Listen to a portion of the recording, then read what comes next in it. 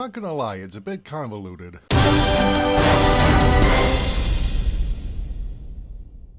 It's the Wilk Report. I'm Michael Wilk, coming to you from Cleveland, Ohio, and as you can tell from the background, I am, yes, reviewing Tenet, which I saw over the weekend. And I have to say, it is something of a mixed bag for me because even though I don't think it's a bad movie, but I can see where people would have a lot of trouble following it. So yeah, the film is directed by Christopher Nolan. It stars John David Washington, Elizabeth Debicki, and Robert Pattinson in a supporting role. Also has Kenneth Branagh playing the villain, sort of. He's more of a pawn than a villain, as we'll see. But it's kind of a mixed bag for me because there were some issues with the pacing and the sound, and also the time travel plot. It gets a little convoluted at times.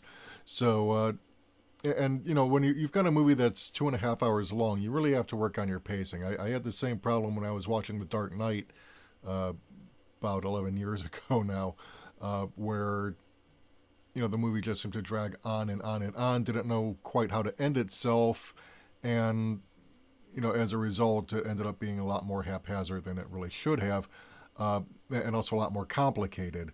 And I got that same sense here watching Tenet because, honestly, there's really no excuse for that, especially, since Nolan has had 11 years to bring this thing to the screen, and he took 5 years to write the screenplay.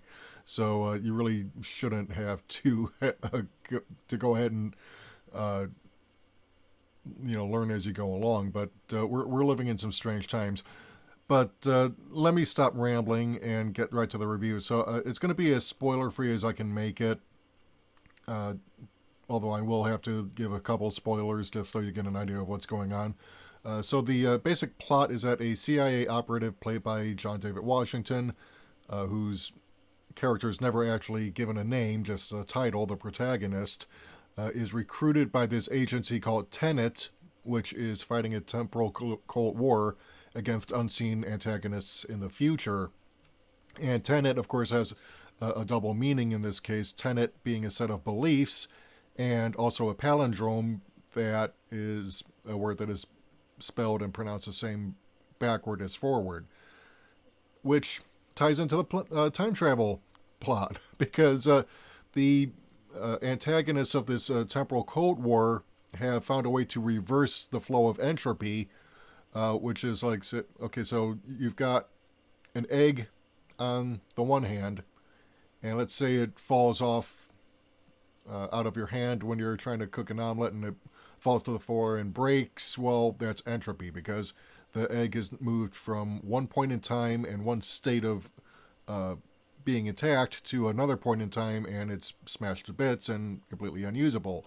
So if you can find a way to reverse the flow of entropy, well, then you're returning to that point in time where the egg was still intact, and you feasibly therefore have a chance to save it if you do it right. But of course, with time travel, people try to make it a lot more complicated than it really should be, and that's where I think Tenet starts to go a little wrong. So the main villain is played by Kenneth Branagh. He is a Russian oligarch in this movie who basically is a cookie-cutter James Bond type villain, where he's dying of pancreatic cancer, and he's a type of person who, if he can't have something, whether it's his wife or life itself in this case, then nobody's going to have it. So the future antagonists in the temporal Cold War have sent him info leading to parts of a device that is capable of causing forward and backward entropy to meet, kind of like matter and antimatter, and when that happens, boom. So yeah, it's essentially a time bomb, literally a time bomb, that the protagonist has to find and prevent from going off. So it goes from being a spy thriller to save the world type thing. It's like Tenet tries to be James Bond but with time travel, and it's an interesting concept. Don't get me wrong, but like I said, the editing has some issues, especially in the first act, because you're getting into introducing the protagonist, but the whole introduction and setup kind of feels rushed and a bit like you're coming in halfway through a story that's already in progress, and that really shouldn't be happening from someone as experienced a director as Nolan. So I do feel that that's a bit of a shortcoming. And then, of course, when we do get to the main plot, where the protagonist has to do the James Bond stuff, but he's learning to use this inversion technique to kind of like move through inverted entropy.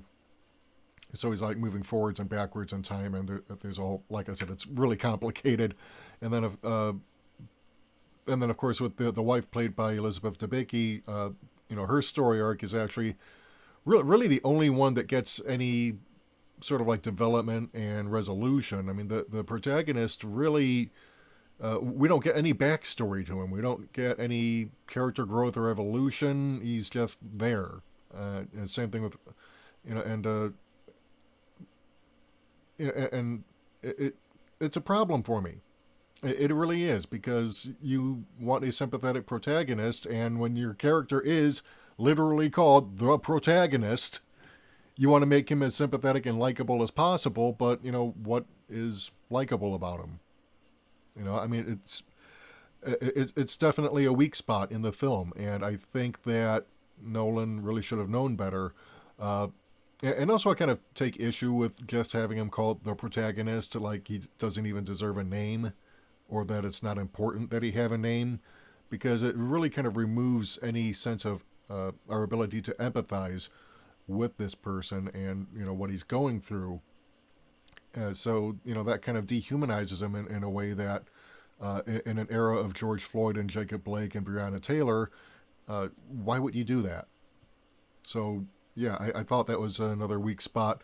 Also, the sound on the film, I don't know who was responsible for recording the sound and mixing it, but the sound was often so loud that I found it difficult to follow much of the dialogue within the film. So, I get the feeling that I would have to watch this film several times in order to find out who's saying what and what's going on.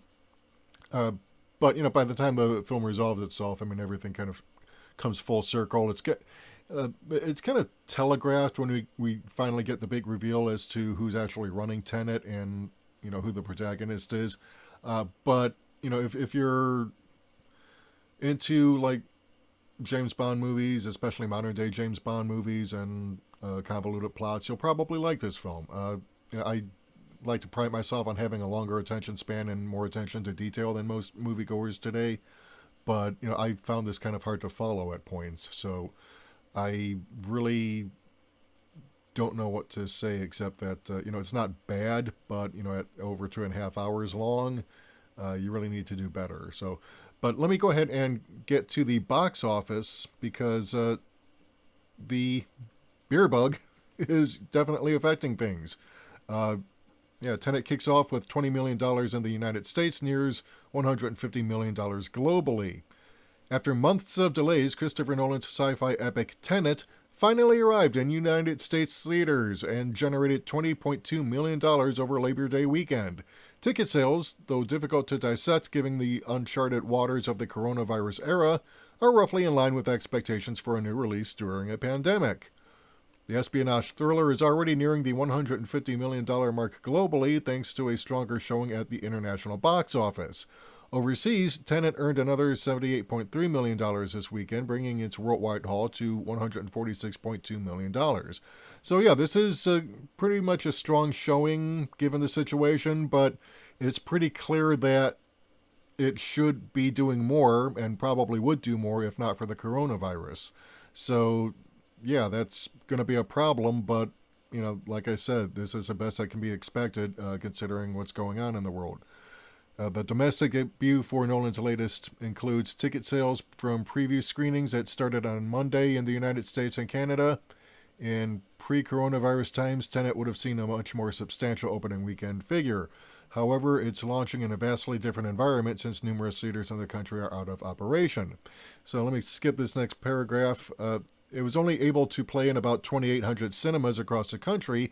And here's a problem that Warner Brothers really kind of created for itself, is that drive-in theaters have been a boon for cities where indoor cinemas can't reopen yet. However, Warner Brothers issued guidelines that restricted the areas where Tenet can play outdoors. They mandated that the film can only screen at drive-in theaters if indoor venues in that particular city are open.